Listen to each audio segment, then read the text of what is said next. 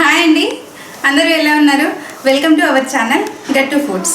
So మన ఛానల్ని ఎవరైనా కొత్తగా చూస్తున్నట్లయితే ప్లీజ్ సబ్స్క్రైబ్ చేసుకోవడం మర్చిపోవద్దు.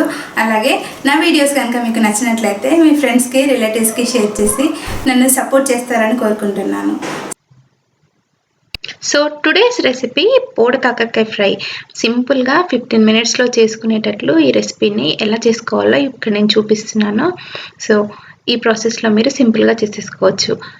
ముందుగా 300 గ్రామ్స్ దాకా ఈ bodakakarakayలను తీసుకొని నీట్గా వాష్ చేసేసుకొని పెట్టుకోవాలి.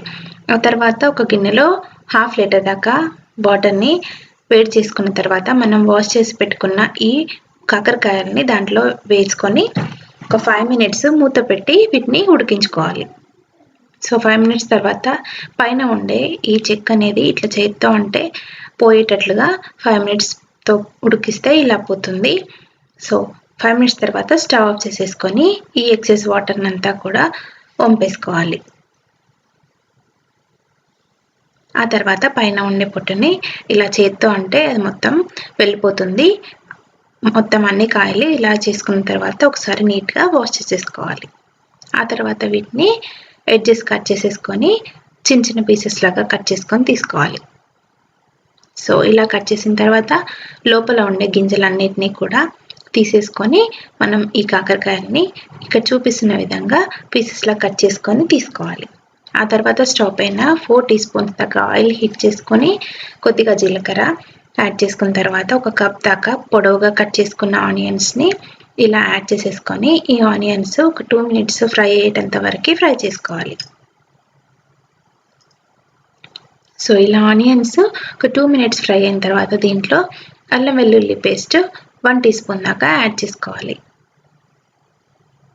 ఇలా అల్లం వెల్లుల్లి పేస్ట్ పచ్చివాసన పోయి కొద్దిగా ఫ్రై అయ్యేటంత వరకు ఇలా కలుపుకుంటూ ఫ్రై చేసుకోవాలి. ఆ తర్వాత దీంట్లో కొద్దిగా కరివేపాకును కూడా యాడ్ చేసేసుకొని ఫ్రై చేసుకోవాలి.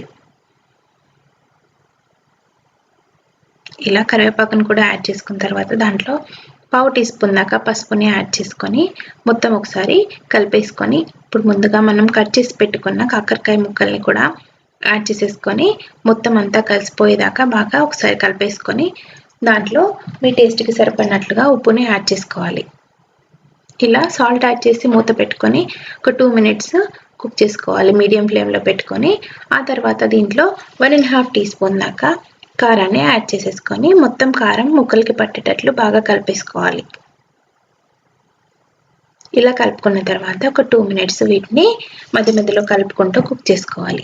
ఆ తర్వాత దీంట్లో 1/2 టీ స్పూన్ దాకా ధనియా పౌడర్ని యాడ్ చేసేసుకొని ఒకసారి కలుపుకున్న తర్వాత కొత్తిమీరని యాడ్ చేసుకొని స్టవ్ ఆఫ్ చేసేసుకొని సర్వ్ చేసుకోవచ్చు. సో ఈ కాకరకాయ ఫ్రైని ఈ ప్రాసెస్లో సింపుల్గా ప్రిపేర్ చేసేసుకోవచ్చు. సైడ్ డిష్గా చాలా టేస్టీగా ఉంటుంది. So thank you for watching this video. Please subscribe Gattu Foods YouTube channel. Namaste. Please subscribe Gattu Foods YouTube channel. Thank you. Please subscribe Gattu Foods.